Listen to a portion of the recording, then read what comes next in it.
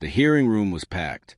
Cameras were already rolling, and the atmosphere felt like a political showdown waiting to explode. Representative Lieu stepped forward with a confident smile, clearly convinced that today would be his moment. Across the table sat Kash Patel, calm, collected, and prepared. He had been through heated hearings before, but something about this one felt different. It was as if a storm was quietly forming behind the scenes. Members of the committee adjusted their microphones.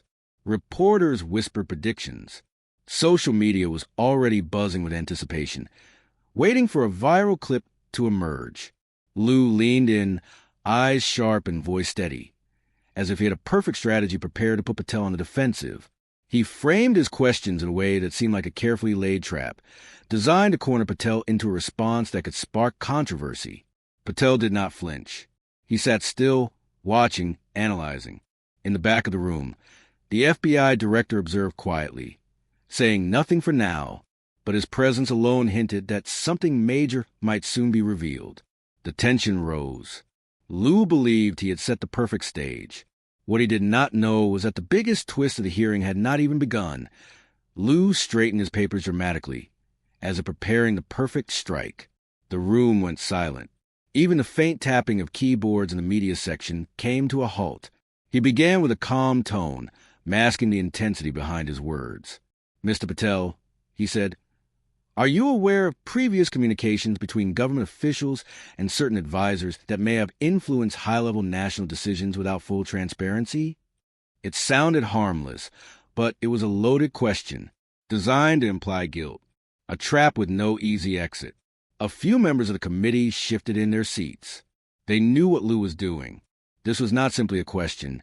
It was a setup. Patel took a brief pause, not out of hesitation, but strategy. He kept his posture firm. Lieu continued, pressing harder, adding follow-up questions that suggested misconduct without directly accusing Patel. Each sentence was crafted to narrow Patel's options, pushing him toward a corner. Whispers echoed across the spectator rows.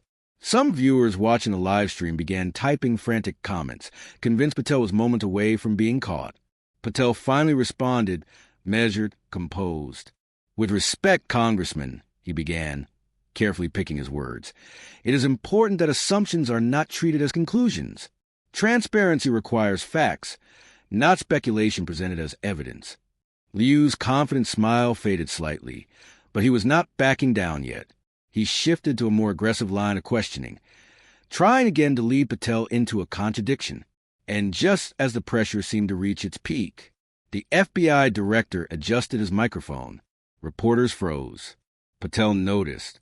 Lieu had no idea that something unexpected was about to detonate in the middle of the hearing. A quiet tension filled the air as the FBI director slowly adjusted his microphone. Everyone in the room felt the shift.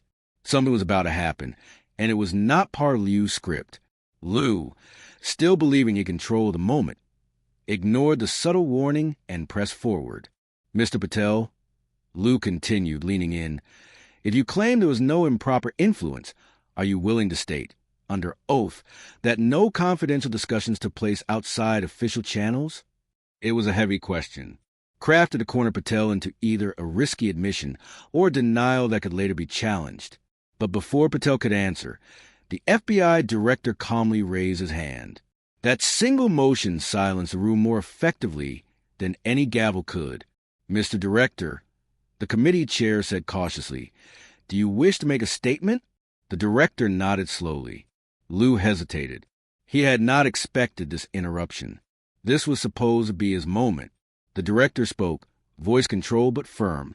"There are ongoing matters," he said carefully, "involving classified interactions that cannot be publicly disclosed in this setting. Certain conclusions being implied here may not reflect the full scope of the investigations or findings known to this agency." Murmurs burst through the crowd. Reporters began typing frantically. Patel remained calm, but inside he knew the momentum had shifted. Lieu blinked, uncertain whether to push forward or retreat. The FBI director continued, his tone steady, almost ominous. "It would be inappropriate," he added, "to present assumptions as established facts, especially when some of the information being suggested may already be contradicted by existing federal findings." The room exploded with shock. Lieu froze. Patel glanced briefly at the director, then looked back at Lieu. The trap had not just failed. It was starting to backfire. For the first time since the hearing began, Lieu looked unsettled. His carefully structured questioning strategy suddenly seemed fragile, overshadowed by the FBI director's subtle but powerful statement. The committee members exchanged glances. Some raised their eyebrows with silent message. Did that just happen? The live stream chat exploded with viewers questioning what existing federal findings the director was referring to. Something bigger was clearly at play. Lieu tried to regain control. "Director," he said cautiously, "are you implying that my line of questioning conflicts with verified federal reports?" The director did not blink. "I am stating," he replied calmly, "that certain implications being made do not align with the documented conclusions in classified assessments." A low gasp spread through the room. Suddenly, it was Lieu who was on the defensive. Patel, still composed, sat with quiet confidence. He did not need to speak. The director's words had already cast doubt on the premise of the entire questioning strategy. One of the committee members interjected, voice laced with curiosity.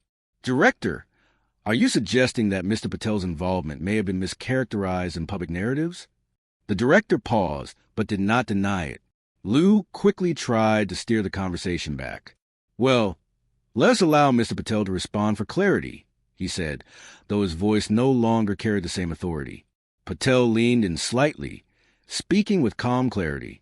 "I respect the congressman's questions," Patel said, "but I have always relied on documented facts. If federal findings exist that clarify the situation, I welcome their accuracy." It was a confident move, aligning himself with official truth rather than personal defense. That line landed strongly. Members of the audience nodded. Some reporters rewrote their headlines mid-sentence. Lieu tried to recover with another question, but the energy was no longer in his favor. The momentum had officially shifted, and the director had not even revealed the full bombshell yet. The room was now holding its breath. Every camera was locked onto the FBI director, waiting to see if he would go further or retreat into silence. But he did not hesitate. He leaned slightly forward. "In the interest of accuracy," the director said steadily, "I can confirm that certain individuals referenced in prior public discussions were, in fact, cooperating with federal protocols, not bypassing them." The words hit like a shockwave. Reporters looked stunned. Lieu blinked, unsure how to proceed. The director continued, each word chosen with precision. "According to verified assessments," he said, "communications that have been suggested as irregular were actually reviewed and cleared under lawful oversight. Misinterpretations may have arisen due to incomplete public narratives. The implications were clear. What was being presented as suspicious by Lieu might have already been internally vetted." Some committee members shifted in their seats, suddenly uncertain if they had been pushing a premise that was already disproven by confidential investigations. Patel did not smile, but his calm demeanor now carried a quiet strength. Lieu tried to interject. "So, Director, are you saying that Mr. Patel's actions were within authorized boundaries?" The director did not hesitate. "I am stating that federal reviews did not categorize his reference interactions as violations of protocol." A wave of reactions rippled across the chamber. Someone in the gallery whispered, "That changes everything." Social media comments exploded with phrases like, "Wait, were we misled this whole time? And this just flipped the narrative completely." Patel sat still, steady and untouched. Lieu, now visibly uncomfortable, quickly glanced at his notes, realizing they had just lost their edge. The bombshell had landed, and it had landed in Patel's favor. The atmosphere in the hearing chamber had completely transformed. What started as an attempt to corner Kash Patel had now become a turning point that nobody expected. Some committee members leaned back in their seats, silently reassessing their positions. Others avoided eye contact, unsure how to respond after the director's definitive clarification. Lieu sat still, but his posture was no longer aggressive, more defensive now, as though he was searching for a way to reposition himself without appearing shaken. The chair attempted to restore order. "Let us proceed constructively," they said, though even their voice carried a hint of unease. Patel finally spoke again, choosing his words with precision. Transparency and accountability are essential, he said calmly, but so is accuracy. When facts are established, they must be acknowledged, regardless of narrative. It was a subtle yet powerful statement. It did not attack anyone directly, but it left a heavy message hanging in the room. This hearing was built on assumptions now exposed. One of the more neutral committee members asked the director, "For clarity, can we assume that no further accusations against Mr. Patel are supported by current federal findings?" The director paused, then nodded. "As of now, that is correct based on available assessments." Once again, whispers filled the chamber. In the gallery, spectators exchanged stunned looks. A few people even pulled out their phones, knowing headlines were already being rewritten in real time. Online, viewers were reacting in disbelief. Some who initially sided with the accusation were now expressing confusion. Others were praising Patel's calmness under pressure. Lieu shifted uncomfortably. He knew that pressing further might now appear as ignoring official findings. The balance of power had shifted entirely, and what was supposed to be a political takedown was rapidly becoming a cautionary tale. But the fallout was only beginning, because now questions would arise not about Patel, but about why this narrative had been pushed so confidently in the first place as the hearing adjourned for a brief recess. The chamber erupted, not with arguments, but with frantic activity. Reporters bolted toward the hallway, racing to get the first headline out. Microphones were already pointed at anyone willing to speak, hoping to capture a single reaction that would define the moment. News tickers began flashing updates across national broadcasts. FBI director confirms key communications were authorized. Hearing takes unexpected turn in favor of Patel. Liu's line of questioning challenged by federal findings. Political commentators who had been confidently predicting Patel's downfall just an hour before were now scrambling to rewrite their takes. Some tried to downplay the director's statement. Others admitted on live television that the narrative had dramatically shifted. Clips of Patel's calm responses began circulating online with captions like, "He stayed quiet and let the truth speak. When you walk in with facts, not fear." One viral clip showed the exact moment Liu's expression changed as the director spoke, viewed millions of times within minutes. Public reaction fractured. Small Blue Diamond, some were stunned, questioning why the hearing had even taken this direction. Small Blue Diamond, others demanded clarification from those who had pushed the initial narrative. Small Blue Diamond, a growing number voiced support for Patel, calling his composure under pressure unshakable. Meanwhile, political analysts raised a troubling question. If federal reviews had already cleared this matter, why was it being portrayed differently in public arenas? Back inside the building, Patel walked calmly through the hallway as reporters shouted questions. He did not deliver a victory speech, nor did he mock anyone. He simply said, "I trust the facts. I always have." That single sentence was replayed across networks. Lieu, however, left through a side exit, avoiding the press for the moment, because now the story had changed and explanations would be demanded. The bombshell had not only changed the outcome of one hearing, it had ignited a much larger fire. Within hours, the fallout spread beyond the hearing room and into the highest circles of political power. Influential figures began weighing in, each carefully choosing their stance, aware that public sentiment was shifting rapidly. Some lawmakers released cautious statements calling for clarity and accountability on how narratives surrounding classified matters were communicated to the public. Others took a stronger tone, questioning whether certain political efforts were intentionally driven by speculation rather than verified findings. One prominent senator tweeted, "If federal reviews cleared Patel's actions, why were we led to believe otherwise? Transparency must work both ways." The post instantly trended. Patel supporters praised the director's statement as a necessary defense of truth, while critics struggled to respond without appearing dismissive of official federal findings.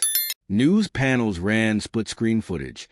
On one side, Liu's confident opening remarks. On the other, the moment the FBI director contradicted the premise behind them. Even comedians and late-night hosts hinted that the attempted takedown had dramatically backfired, referring to it as the interruption heard across Washington. Meanwhile, some advocacy groups demanded a deeper look into how and why certain assumptions had gained traction without formal confirmation. There were whispers that this moment could lead to a broader discussion on political accountability in hearings involving classified matters. Inside private circles, strategists debated damage control. Was it better to double down or to quietly pivot and move on? Liu's office released a short statement saying the congressman would review the director's full remarks before further comment. But many felt the brief response showed signs of retreat. Kash Patel, meanwhile, remained silent publicly, choosing not to escalate the situation. His restraint only strengthened his image as someone who trusted in conclusions rather than confrontation. The balance of perception was changing. What started as an attempt to question Patel's credibility had instead sparked questions about those who built the accusation in the first place. And the public was now demanding answers. Behind closed doors, the committee members gathered in a private chamber to regroup. The atmosphere was thick with unease. What was supposed to be a straightforward questioning session had escalated into a public relations crisis. Some members avoided eye contact with Lieu. Others glanced at him with subtle frustration, as if silently questioning his strategy. One senior committee member finally broke the silence. "We cannot afford another hearing that collapses on speculative assumptions," they said sternly. Lieu tightened his grip on his folder. He had not expected federal confirmation to undermine his line of questioning so directly. Pressure was mounting, not just in the public, but from within his own ranks. Another member added more cautiously, "We need to assess whether pushing further on this subject will appear irresponsible in light of the director's statement." Lieu said nothing, but it was clear that his influence within the room had weakened. Meanwhile, Patel, escorted by his counsel, was debriefed separately. His advisor spoke quietly. "That statement from the director just changed everything. They will think twice before framing you in speculative narratives again."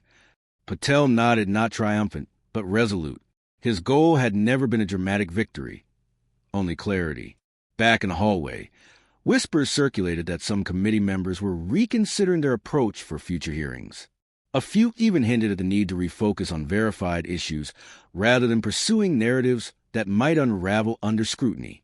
Public trust was now part of the equation, and it was clear that missteps could have long-term consequences. When the committee reconvened, the energy was completely different. Questions were asked with more caution, measured against the shadow of the director's earlier remarks.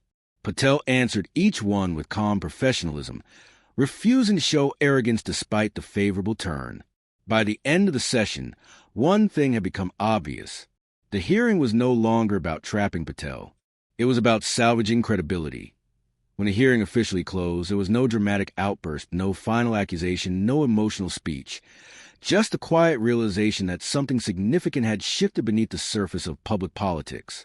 Patel exited the building with steady composure. He did not hold a press conference or deliver a victory statement. Instead, he spoke only one brief sentence to a cluster of reporters. "Facts will always outlast narratives."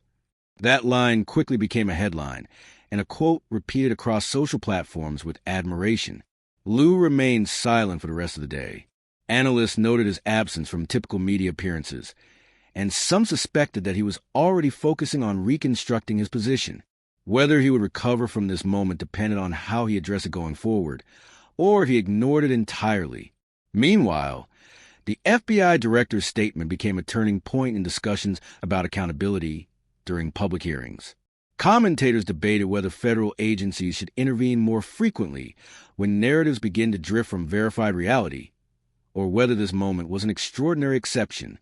Patel's reputation, previously under heavy fire in certain circles, experienced a sudden resurgence. Even those who had previously criticized him found themselves acknowledging how he handled the situation, with restraint, clarity, and reliance on official findings. Think pieces began emerging with titles like, "When Silence Speaks Stronger Than Argument," "The Hearing That Flipped the Script." Patel's composure redefined the conversation. Over time, the event came to be studied not only as a political clash, but as a case of narrative collapse, where an assumption-driven approach collided with factual confirmation and failed under pressure. The committee would continue its work. Patel would continue his career. Lieu would eventually return to the public conversation, though under closer scrutiny. But one moment remained burned into the memory of millions. The instant the FBI director dropped a statement that no one expected and changed the course of the hearing entirely. That was the moment the story stopped being about a trap and became a lesson in the enduring power of truth. The next 48 hours turned into a media storm. Clips from the hearing dominated social feeds. Talk shows replayed the director's statement in slow motion. Reaction videos multiplied online, some praising Patel's calm, others questioning how such a narrative had advanced without verification. Twitter threads turned into debates. Political podcasts rushed to drop urgent episodes titled things like, "Did Lieu just trigger his own backfire?" and "Patel versus Speculation, a case study in holding the line." Comment sections became battlegrounds of opinion. Small Blue Diamond, that was a masterclass in staying calm under pressure. Small Blue Diamond, if the federal findings already cleared him, why were we told otherwise? Small Blue Diamond, this raises serious concerns about how hearings are framed for public consumption. A particular moment became iconic. A split-screen meme showing Lieu confidently asking his trap question on the left, and the FBI director dropping the bombshell on the right, with captions like, "Expectation versus reality. When your plan forgets about classified clearance." He had a script, but not the ending. Influential public figures weighed in. Some call for more responsible use of hearings to avoid pushing speculative cases into public theater. Others accuse certain officials of trying too hard to create a moment instead of finding the truth. Meanwhile, Patel's name began trending in search engines, with rising interest in his previous roles and public statements. For many viewers, this was their first time seeing him operate live under pressure, and his composure left a strong impression. Amidst the wave, one speech analysis expert broke down Patel's behavior in a viral video, saying he used calm deflection, trust in official evidence, and zero emotional overreaction. That is why the moment turned in his favor. People who had initially tuned in expecting a dramatic confrontation ended up witnessing something entirely different, a demonstration of how facts could dismantle speculation when allowed to speak. Even those who disagreed with Patel politically began acknowledging one point. He did not win by arguing louder. He won by waiting for the truth to speak louder than the narrative. Within days, the conversation shifted from shock to responsibility. Lawmakers, commentators, and legal experts began asking a serious question. Should congressional hearings involving matters tied to classified investigations require stricter standards for presenting factual claims? Several committee members, sensing public concern, proposed preliminary talks about refining the procedures for questioning witnesses, especially when federal agencies had already conducted internal reviews. One senator released a public statement. "We must ensure hearings remain tools for truth, not platform for unverified narratives." This sentiment gained traction quickly, spreading across political lines.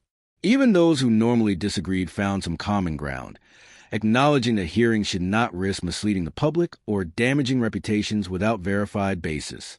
In media circles, analysts highlighted how the incident exposed vulnerabilities in political showdowns.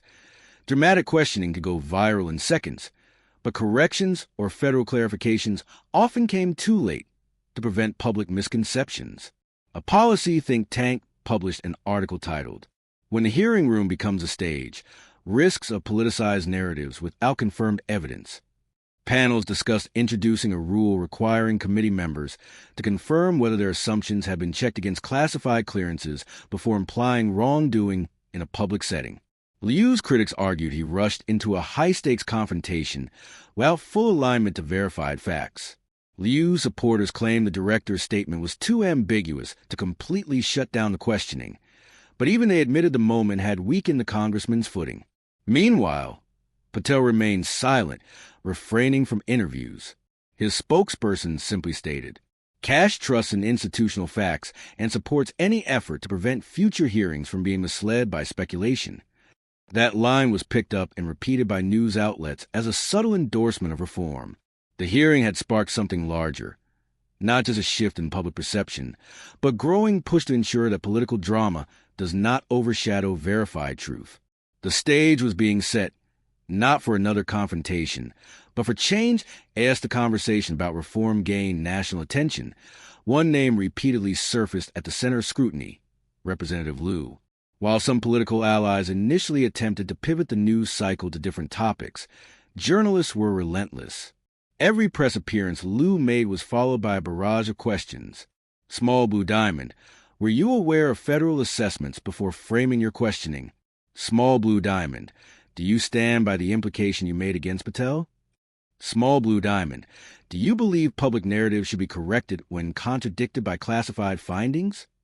Liu's responses were measured, but noticeably more cautious than before.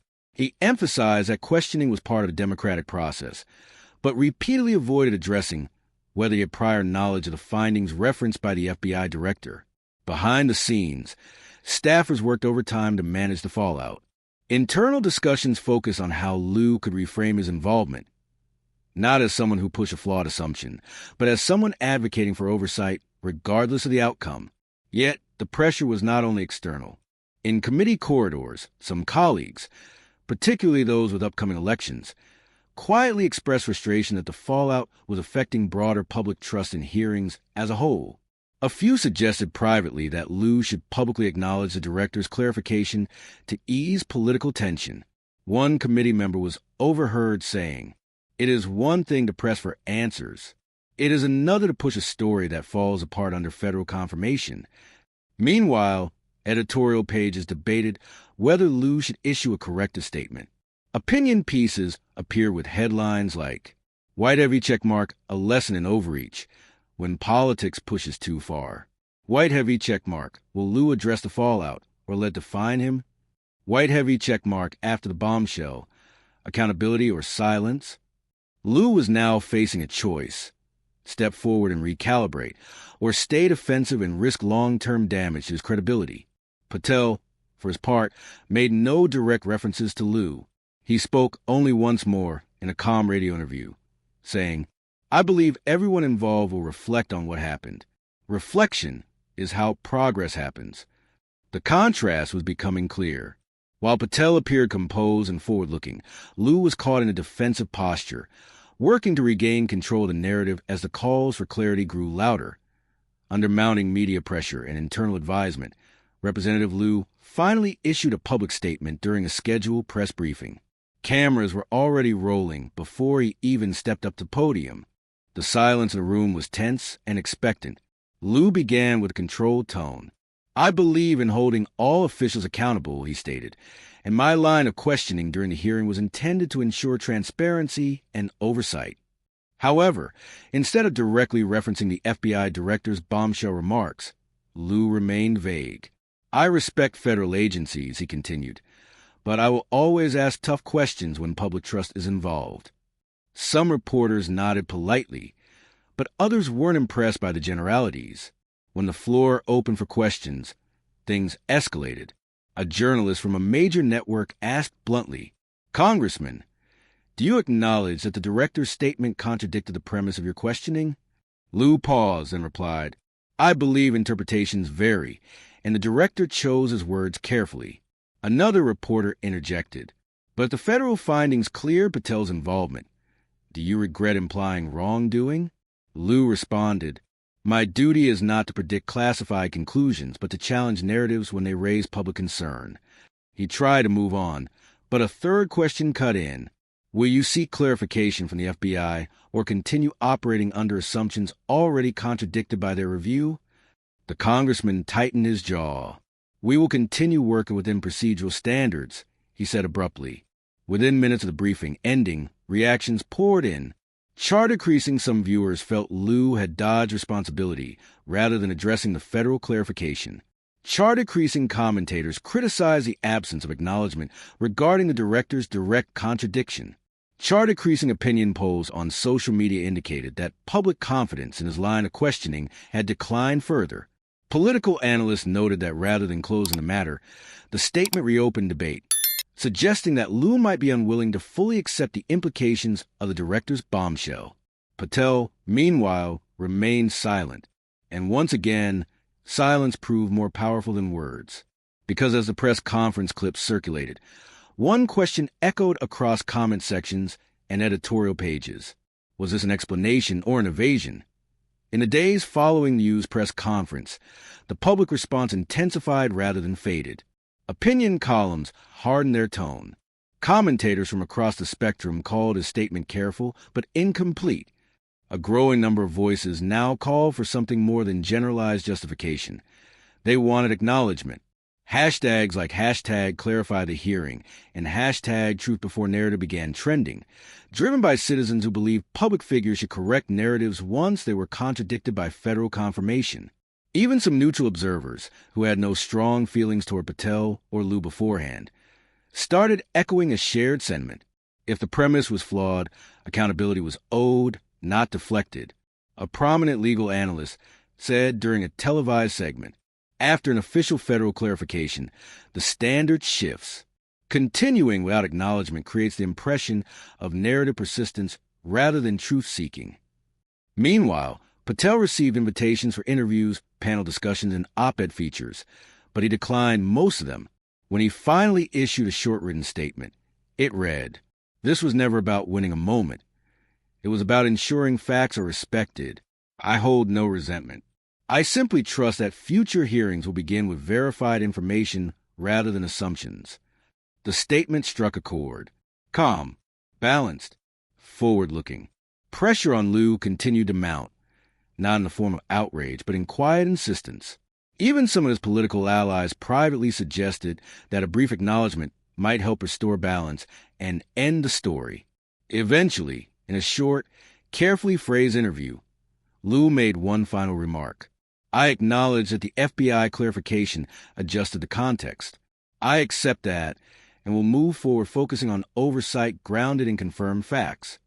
It was not an apology, not a concession, but it was a signal, small but meaningful, and for the public, it was enough to close the chapter. Over time, the event became known as a defining case of federal clarity overpowering political speculation.